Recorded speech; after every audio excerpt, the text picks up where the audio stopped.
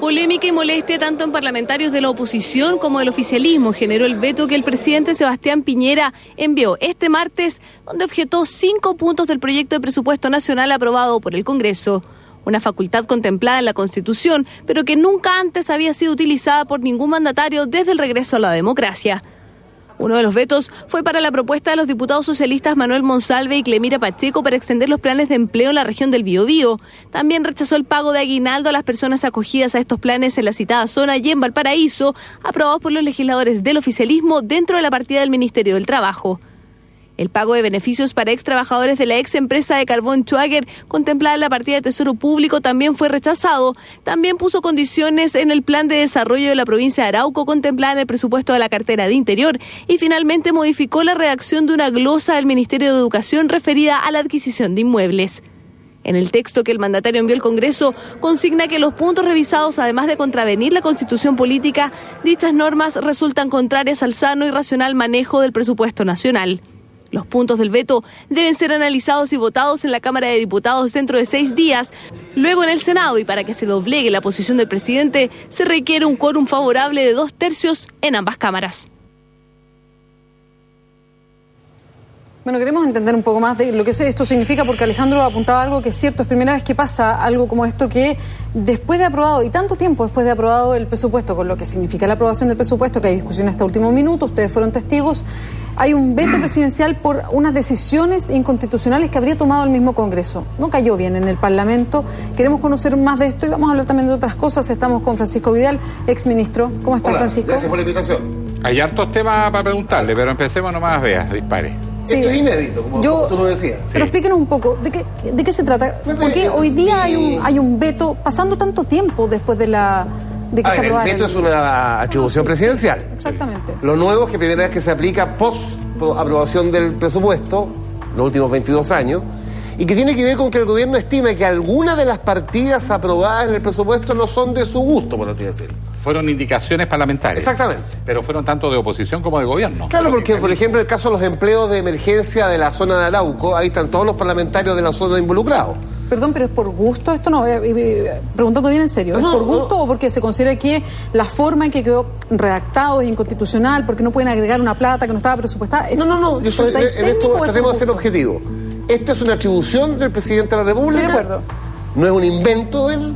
Lo puede aplicar, aunque nunca se había aplicado antes. En estas circunstancias, post aprobación, y lo que hay detrás son distintas percepciones u opiniones sobre algunas partidas específicas aprobadas en el Parlamento de Presupuesto. Ahora, las cosas que se refiere a la materia para introducir es extensión de los planes de empleo en la 8ª región. La zona de carbón. Pago de aguinaldos por esos trabajos de emergencia. Aparece beneficios para ex trabajadores de la ex empresa carbonífera Schwager. Es decir, son cosas muy puntuales que en general no van a pero en un contexto. Porque la decisión del gobierno en materia de empleo de emergencia de esa zona es eliminarlo gradualmente. En consecuencia, como el Parlamento aprobó transversalmente la mantención de algunos derechos de esa gente, va en contra del objetivo central del gobierno, que es eliminar gradualmente esos empleos. Si tú quieres eliminar esos empleos que llevan desde el 2099, más de 10 años, bueno, una señal es no darles aguinaldo. Sí, claro. A ver, yo entiendo eso. No digo que esté de acuerdo, que estoy tratando de entender. Explica. Ahora, lo que yo no entiendo es por qué en su momento no se dijo, ¿saben? Que cuando estaban negociando todo esto, porque todo esto se negocia. Un error de procedimiento. Eso es lo que, se les pasó por alto, como el que le pasaron gato por liebre, y después dijeron, oiga, pero un momentito, esto yo no lo había acordado. La aprobación del presupuesto es bien compleja siempre por la enormidad de partidas. Normalmente esto se hacía antes. Se negociaba antes. Acuérdense que el gobierno tiene atribución exclusiva en materia presupuestaria en la medida que hay plata de por medio. Bueno, se les pasó. Como se les pasó, tienen la atribución. ¿Lo vieron después? De aplicarlo después. Pero tengo la impresión que además de lo que te dice, que hay una política pública que unos quieren sostener estos planes de empleo, otros quieren irlos eliminando gradualmente.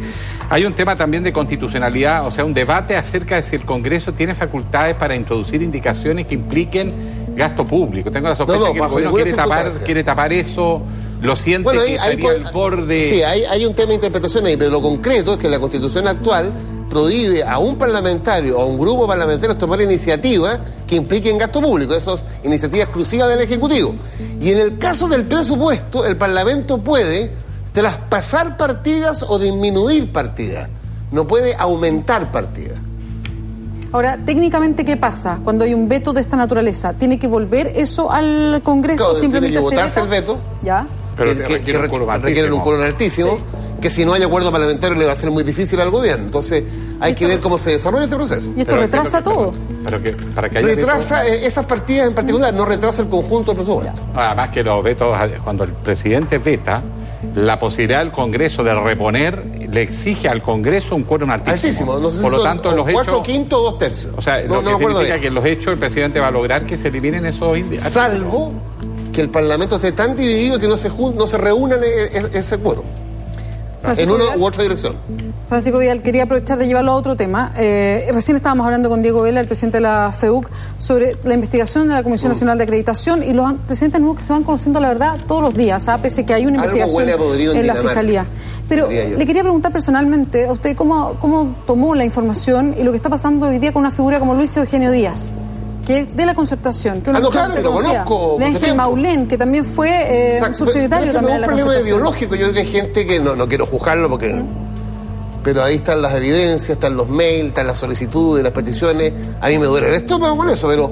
Y reconozco que eran, en el caso de Díaz, militante de mi partido, él mismo renunció hace 1 o 2 meses atrás cuando inició esto. Un hombre vinculado a la izquierda cristiana en la época de la dictadura, un hombre que estuvo en la clandestinidad, creo que estuvo hasta detenido por la CNI. Ninguna de esas historias justifica la sospecha de hoy día, que en mi opinión es impresentable. Solamente leer los mails, que son públicos. Ahora, el tema de fondo, en mi opinión, ahí yo quiero ir. Es que la ley está mal hecha, la ley hecha por nosotros, pero lo que es importante para los telespectadores es lo siguiente: las leyes no salen como una pirotecnia, hay que ver la historia de la ley. Cuando nuestros gobiernos, Lagos, Bachelet, iniciaron el proyecto de ley para acreditar la calidad de las universidades, dado que hubo una explosión de matrículas, ¿cuál era la idea principal original de nuestro gobierno? Agencia Estatal de Acreditación. ¿Con qué nos encontramos? La derecha primero no quería la acreditación, viola el principio del mercado. Segundo, accediendo a la acreditación, dijo agencias privadas, que ese es otro tema que circula en la prensa y en los medios. Finalmente, la composición del equipo, ustedes saben que es un equipo corporativo, sí. Representantes de distintas instituciones. Lección para la historia nuestra, en mi opinión. Si vuelve la convergencia opositora a gobernar, los proyectos de ley, yo sé que hay que hablar, negociar, ponerse de acuerdo, pero hay algunos temas que más vale la pena perder que ganar a media.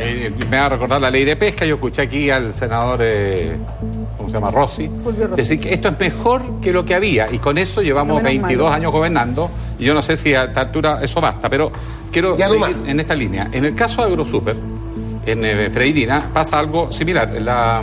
Perdón, Alejandro, que yo quería terminar algo de la Comisión Nacional de Acreditación, así que pasemos al otro tema.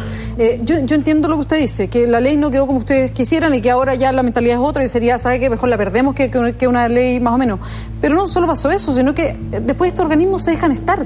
O sea, empiezan a funcionar, la Contraloría tomó una serie de apuntes de cómo estaba funcionando y se dejan como vegetar en una situación en que después nos damos cuenta que está el descalabro adentro. Entonces no solamente en la ley, sino que también todo el mundo, o sea, en la autoridad ya quedó así y como tú, se pierde el vuelo.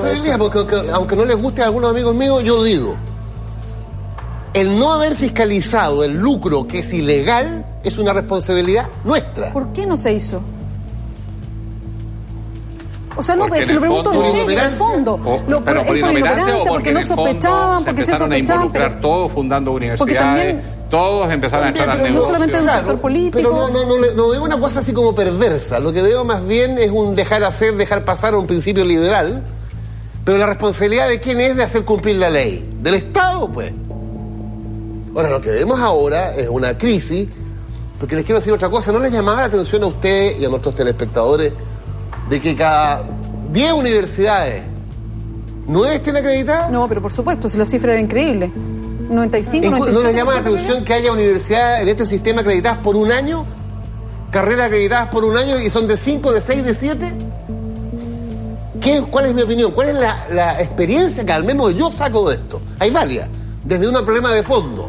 Yo prefiero sacar una ley no sacar una ley a sacar una cosa picante a 3 Aplicaría lo mismo en el caso de las leyes medioambientales, porque en este país, dejémonos de cuento, en los famosos estudios de evaluación de impacto ambiental son una especie de ritual latero, burocrático, lento, que termina finalmente cuando todavía no empiezan los estudios de evaluación. Aparece un ministro de Estado, incluyendo ministro de la Concertación, diciendo esto hay que aprobarlo de todas maneras. Entonces todo es una charana.